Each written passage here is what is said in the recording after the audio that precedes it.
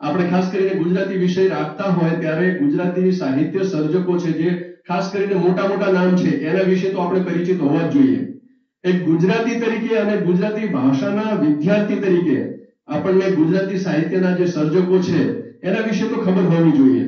એટલે આપણે માનીએ કે નર્મદ થી શરૂ કરીએ તો નર્મદ વિશે આપણે જાણતા હોઈએ જે નર્મદ છે, દલપત છે, દલપતરામ, ગોવર્ધન રામ છે, સુંદરમ ઉમાશંકર, બરાબર છે, કાંત કલાપી છે, કનૈયાલાલ મુનશી, ઝવેરચંદ મેઘાણી. તો આ બધા જે સર્જકો છે એના વિશે આપણને ખબર હોવી જોઈએ. અને એનો આ એક ઉપક્રમ છે કે જ્યારે જ્યારે એમની આવી કોઈક જયંતિ આવતી હોય અથવા તો એમના વિષયનો કોઈક એવો દિવસ હોય ત્યારે આપણે એક દિવસ નિમિત્તે ઉપસ્થિત થઈએ અને આવું કંઈક એમનું સ્મરણ કરીએ.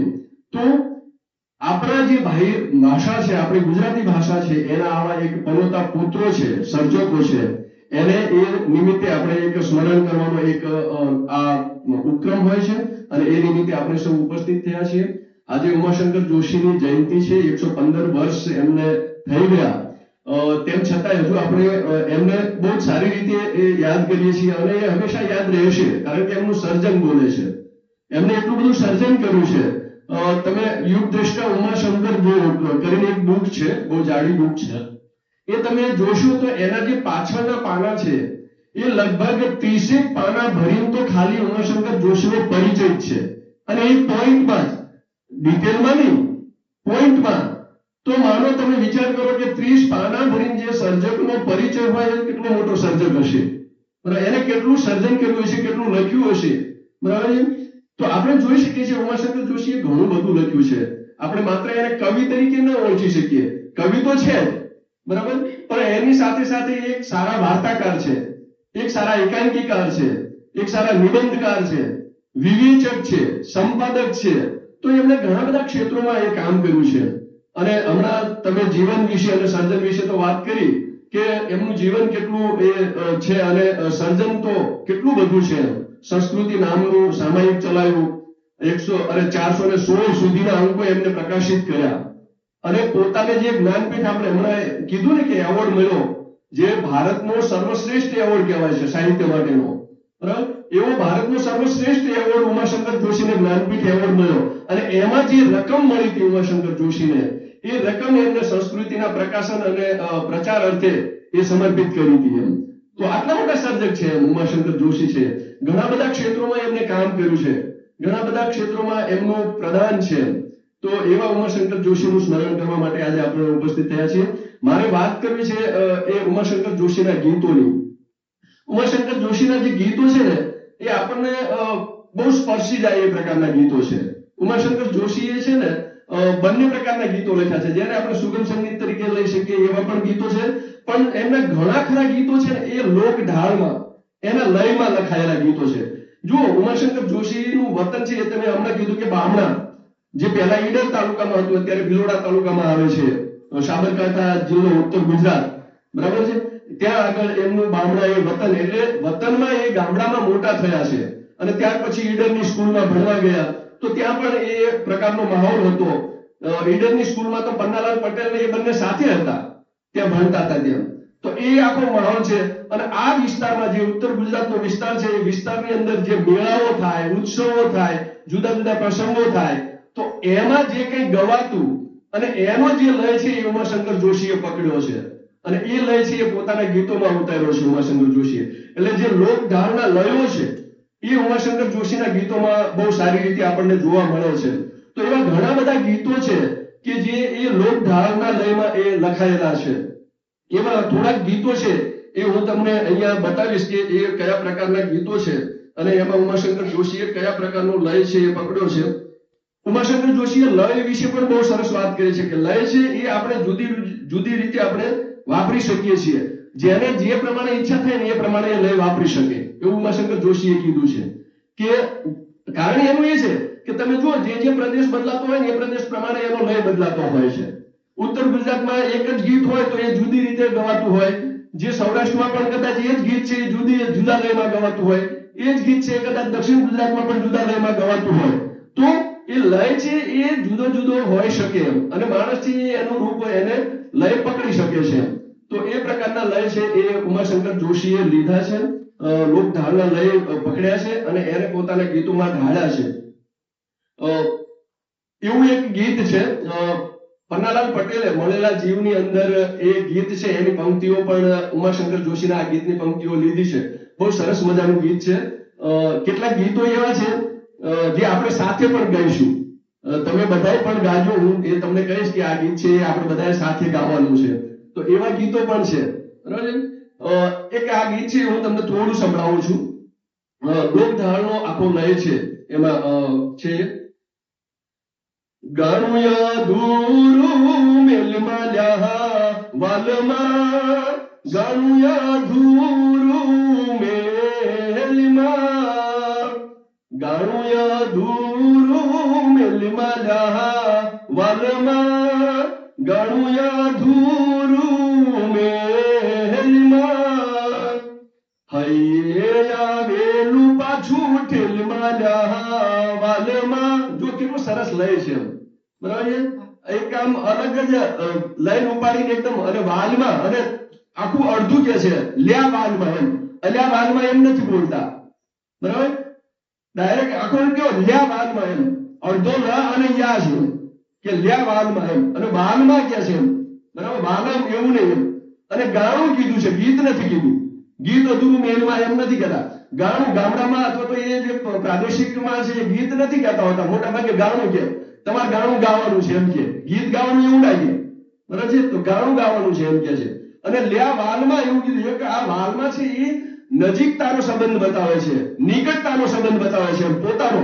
અને એ ગાણું એટલે ગીત, એટલે જીવનનું ગીત અધૂરું મેલમાં, એમ બરાબર. એટલે એની વાત આખી એ ઉમાશંકરે કરી છે. એ કે છે હૈયે આવેલું પાછું ઠેલમાં લ્યા વાલમાં, હોઠે આવેલું પાછું ઠેલમાં. જો અહીંયા બે શબ્દો વાપર્યા, હૈયા આવેલું પાછું ઠેલમાં, એમ કે છે હૈયામાં તો છે પણ ઘણી વાર આપણે નથી કહેતા કે હૈયામાં છે પણ હોઠે નથી આવતું, બરાબર છે. જે વાત કહેવાની છે એ હૈયામાં છે પણ હોઠે નથી આવતી. એટલે ઉમાશંકર જોશી અહીં કહે છે કે હૈયા આવેલું છે અને પાછું ના ઠેલી છે, એને કહી દે જે કહેવાનું છે, બરાબર છે. અને પછી કહે છે કે હોઠે આવેલું પાછું ઠેલમાં, હોઠેથી કહી દે એટલે મોઢેથી જે મોઢા મોઢ કહેવાનું છે કહી દે, એમ બરાબર. એટલે કે છે હૈયે આવેલું પાછું ઠેલમાં લ્યા વાલમાં, હોઠે આવેલું પાછું ઠેલમાં, ભોળા સંગાતે ગુંડું ખેલમાં લ્યા વાલમાં, ગાણું અધૂરું મેલમાં, ઉરા બોલાવી ધકેલમાં લ્યા વાલમાં, છાતીથી છેટા ધકેલમાં. જો આખા એ શબ્દ છે બહુ સરસ છે, એમ સાવ સામાન્ય આમ ગીત આપણને લાગે એમ, પણ એનો જે ભાવ છે ને એ બહુ જોરદાર છે, એમ. એટલે કહે છે કે ભોળા સંગાતે ભૂંડું ખેલમાં, જે સારા માણસો છે એની સાથે તમે ખરાબ ના કરો, એમ કે છે, બરાબર. આખો એક જ નાની એવી લાઈન છે, એમ ભોળા સંગાતે ભૂંડું ખેલમાં. જેનું હૃદય સાફ છે, જે સારા છે, ભોળા છે, એવા માણસો સાથે ભૂંડું કરવાની કોઈ જરૂર નથી, એમ કે છે, બરાબર. ઓરા બોલાવી આઘા ધકેલમાં, એમ પહેલા નજીક બોલાવીને પછી અડસેલો મારી દેવો, એવું ના કરો, એમ કે છે. ઓરા બોલાવી આઘા ધકેલમાં, એમ છાતીથી છેટા ધકેલમાં. એટલે સાવ નજીક, આપણે બહુ નથી, બહુ પ્રેમ હોય, બહુ ભાવ હોય ત્યારે આલિંગન આપીએ છીએ, બરાબર. ઘણા બધા મિત્રો એકદમ મળે, બહુ એટલો બધો પ્રેમ ઉભરાય ત્યારે આપણે એકદમ ભેટી પડતા હોઈએ છીએ. તો એ રીતે ભાવ હોય છે ને, એ ભાવ પછી તમે તોડો નહીં, એમ કે છે. તો આ રીતે આ સરસ મજાનું આ ગીત છે, બહુ સરસ. એ ઉમાશંકર જોશીએ એનો ઢાળ લીધો છે. એવું એક બીજું ગીત છે, કદાચ તમે લોકોએ સાંભળ્યું છે, બહુ સરસ મજાના આપણા લોકગીતો પણ છે અને એના ઢાળ પણ છે. સાંભળ્યું તો ઉબલી રે ને રે ગોકુળ, એ છે આખું ગીત છે. એનો આખો જે ઢાળ છે એ અહીંયા લીધું છે. એ કે છે ઉમાશંકર, જો એ જ શબ્દો એ જ પ્રકારના, નહીતર ઊભી એમ કહી શકે એમ, પણ અહીંયા ઉમાશંકર જોશીએ કીધું છે ઉબલી રે જે રે કે તારા દુઃખના દાડા. જો ઉબલી ત્યાં શબ્દ આખો વાપર્યો છે ઉમાશંકર જોશીએ, ઊભી રે એમ નથી કહેતા, પણ ત્યાં એમને આખો એ, કારણ કે લોક ઢાળ છે એનો લય પકડવાનો છે, અને એ લઈ લીધો છે એટલા માટે ઉમાશંકર જોશી એટલે કીધું છે ઉબલી રે જે રે કે તરત દુઃખના દાડા પ્રીતની પૂનમ ને રે કે દન રહ્યા કેટલા આડા દરિયાવ દિલ ધીરે કે ઉછળીને આબ ભરી ઊંડી પ્રીતની પારે વળી રે કે કોની તે પગલી ઢૂંઢી રૂમઝુમ રમતા રે કે વાતમાં ઊભી છું રાખડી આંખ સીધ ગારે રે કે અમથી લાડકડી નાકમાં તો નથણી રે આજ અહો બીજની ઝૂલે મુખડાને માંડવે રે કે વેલી હવે પૂર્ણિમા ખીલે પાછું વળી જોતી રે કે ધરતીના દળતા દાડે ફાળ ભરી ડૂબી રે કે આબ ભરી સુની પાળે જો કેટલો સરસ મજાનો એક જ શબ્દો લઈ અને શબ્દો પણ એક જ સરખા સિમ્પલ સાદા એ વાપર્યા છે પણ કેટલા સરસ એ લઈ તો એ આખો જે લય છે એ ઉમાશંકર જોશીએ પકડી લે નાકમાં તો નથણી શું આમાં નથી આપણા લોકગીતોમાં આવતું હોય છે ના કે તે નથણી શું વાત એ જ છે કહેવાની બરાબર છે પણ એ લય છે એને પકડીને એ ઉમાશંકર જોશી અહીંયા વાત કરી છે કેટલાક ગીતો એવા પણ છે જે પ્રલંબ એ લયમાં પણ એમને લખ્યા છે કેટલાક ભજનના ગાળામાં લખ્યા છે તો એવો જ એક ગીત છે થોડું જુદી રીતનું છે કોઈ જોડે કોઈ તોડે પ્રીતડી કોઈ જોડે કોઈ તોડે જો આ આખું આમ પ્રણય ગીત છે બરાબર પણ એનો લય જુદો છે થોડો બરાબર કોઈ જોડે કોઈ તોડે પ્રીતડી કોઈ જોડે કોઈ તોડે પછી આખી એ વાત છે એ એમને કરી છે કે કોઈ ગુમાને ઉરમ મારો અવાજ થોડોક કાલનો શરદીના લીધે છે એ રીતે પણ બહુ મજા આવે એવા પ્રકારના એ ગીતો છે ઉમાશંકર જોશીના તો એમાં પણ એ એવું છે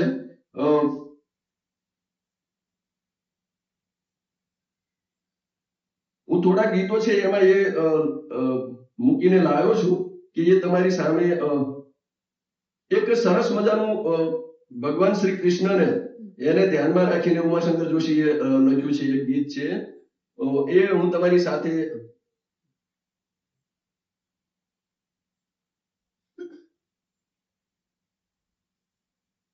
બીજા ગીતો તો તમે સાંભળ્યા જ છે ભૂમિયા વિના છે ગુજરાત મોરી મોરી છે એ બધા ગીતો આપણે સાંભળ્યા છે પણ જે નથી સાંભળ્યા અથવા તો આપણને મોટા ભાગે સાંભળવામાં આવ્યા નથી એવા ગીતોની હું થોડી વાત કરું છું ભજનના ગાળામાં લખાયેલું એક ગીત છે રામ મઢી એ પણ સરસ એ ગીત છે એમ રામ મઢી રે મારી રામ મઢી રામ મઢી રે મારી રામ મઢી ગંગાને કાંઠે રામ મઢી જમુનાને કાંઠે રામ મઢી રામ મઢી રે મારી રામ મઢી ગંગાને કાંઠે રામ મઢી કોઈ સંતાન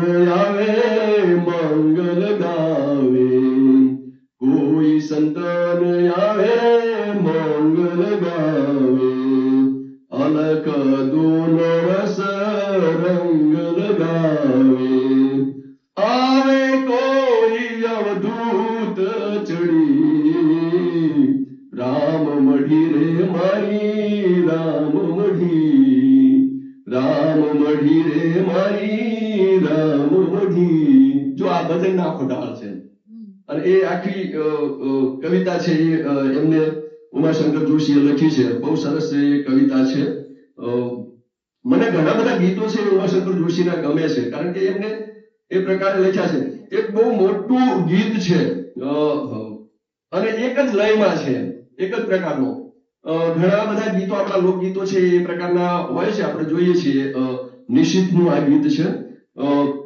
એમાં વનરાતે વનનો વણઝારો આ પાછળ બધાયમાં આવે એમ પંક્તિમાં, આખી પંક્તિની અંદર એમ મારે સાગર ને કાંઠડે રમતો રાજ વનરાતે વનનો વણઝારો.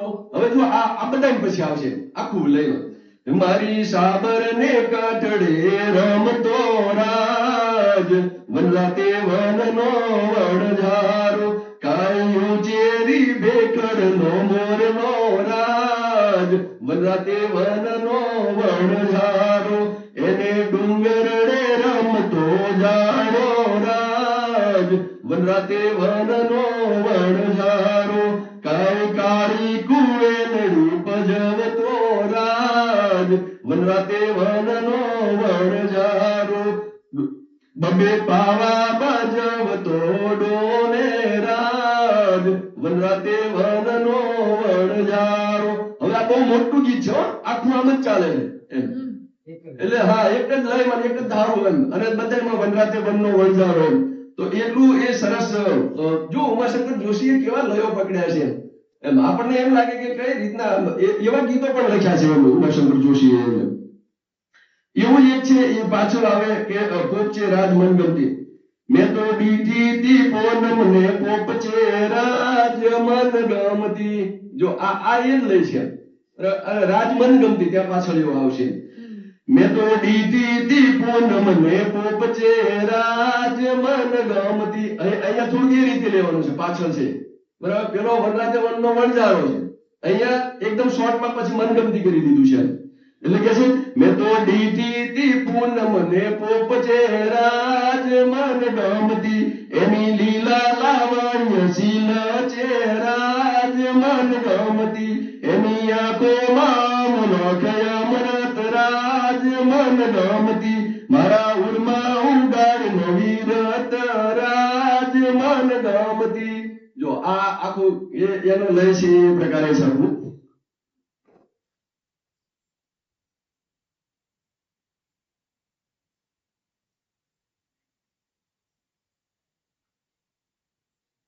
પછી એવું જ એક ગીત છે જવાનલાલ. આ બધા જે અલગ અલગ પેલા પાછળ આવે ને ઝુમખાઓ, એ ઝુમખાઓ વાળા ગીતો હું તમને બતાવું છું કે પેલા તમે વનરાતે વનનો વણઝારો જોયું બરાબર, પછી મનગમતી જોયું અને આવું જ એની પાછળ બધામાં જવાનલાલ જ આવે એમ.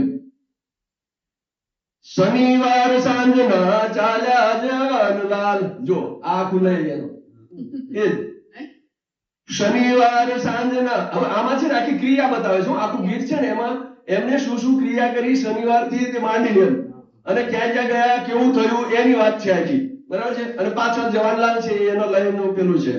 એટલે કે છે શનિવાર સાંજના ચાલ્યા જવાનલાલ માણેક ચોકમાં માલ્યા જવાનલાલ પાછળ ધસડાતી આવે જવાનલાલ ગરમી બહુ દોડતી ભાવે જવાનલાલ ગામડા તે ગામની ઘેલી જવાનલાલ. હવે બધા છેક સુધી જવાનલાલ જવાનલાલ ચાલે અને આખી બધી ક્રિયાઓ છે એ એમાં ચાલે છે. એ પણ ખાસું મોટું ગીત છે બરાબર છે. એમાં કવિએ છે એ બધી ક્રિયાઓ બતાવી છે. એક ગીત છે ભગવાન શ્રી કૃષ્ણને એને ઉદ્દેશીને લખેલું છે અને બહુ સારું ગીત છે, મને ગમે છે એ ગીત. એ પ્રકારનું છે ગીત. બધા સાથે ગાજો અથવા તો હું પહેલા ગાઉં પછી તમે ગાઓ બરાબર, બહુ સારું છે એમ. બધા ગવાય એવું છે.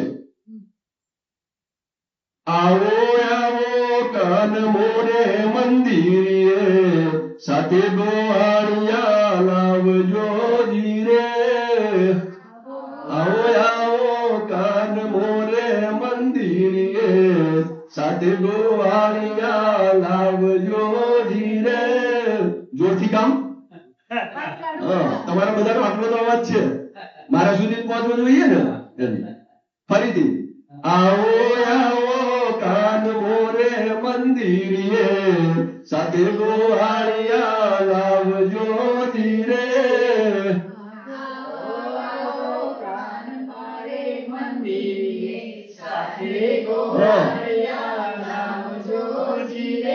એ બાળુડા ગોઠિયા માખણના લોભિયા ગમરવા લોડું જાવજો ધીરે. પિયા ગમરવાનો ગજાવજો જીરે ખેલીને રાસ રંગ કાલંદી કથળે ખેલીને રાસ રંગ કાલંદી કથળે જગના દુઃખ ઝેર ગાઈ નાખશું જીરે જીવનમાં કુમ કુમ પગલા ફરકાવતી નવલી વસંતરંત પોખશું જીરે આવો આવો કાન મોરે મંદિરે સાથે ગોવાળિયા નવજો જીરે જો બહુ સરસ કેટલી તો એવા ઘણા બધા કાવ્યો ઉમાશંકર જોશી પાસેથી મળે છે તમે જોજો ઉમાશંકર જોશીને ક્યારેક વાંચજો તો તમને ખબર પડશે કે ઉમાશંકર જોશીએ કેટલું બધું લખ્યું છે બરાબર છે આ એમની સમગ્ર કવિતા છે એમના મોટા ભાગના જે કાવ્ય સંગ્રહો છે એ બધા એક સંગ્રહની અંદર સંપાદિત કર્યા છે આમાં બરાબર છે એટલે તમે માનો કે વિશ્વ શાંતિથી માંડીને સપ્તપદી સુધીના જેટલા છે પ્રાચીના મહાપ્રસ્થાન અભિજ્ઞા બરાબર છે તો એ બધા છે એ બધા કાવ્ય સંગ્રહો છે એના કાવ્યો છે એ બધા આની અંદર સંગ્રહ